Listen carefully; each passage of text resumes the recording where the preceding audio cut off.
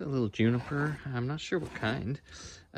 Really kind of twisty, but I mean the problem I have is they're like long branches. Like this is that, and so how do I make it look like a bonsai of some sort?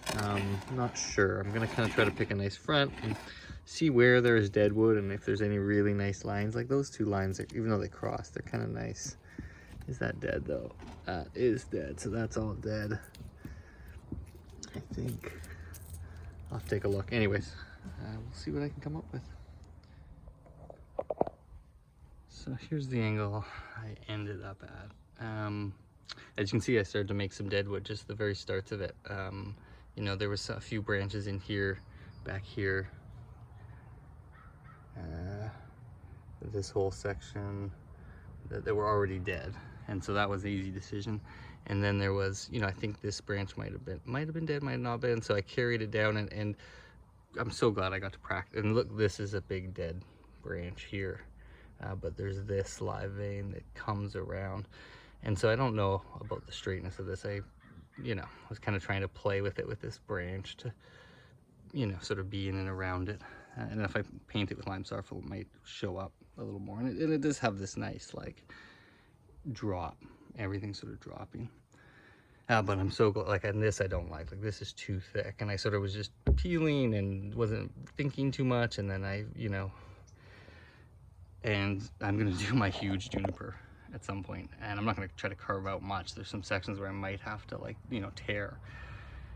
But God, I need to practice on these little trees. So I'm a little disappointed with just how much deadwood there is there. I would rather have had that as maybe a finer line, but you know, we'll see.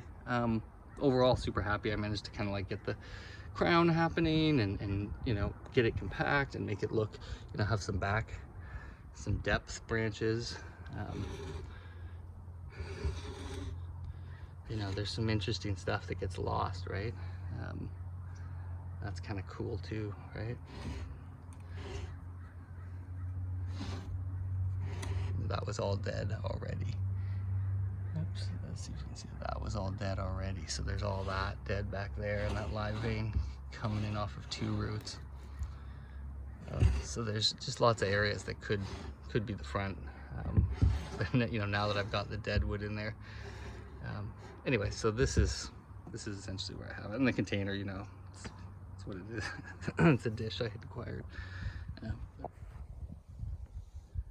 And I have this thing with the pots now where I've, you know, started off with big pots, and now I need much smaller pots as they're getting transplanted. You know, for their 3rd time, they could easily get into the smallest container. I don't have enough, these small ones. You know, I can't do the root work this year. It might not even be next year, just because, well, this tree is, you know, it looks young. It's from an old cutting, and so, and it just doesn't, you can see it doesn't have the vigor. But yeah, like a much smaller container would just make, you know, the pot's huge.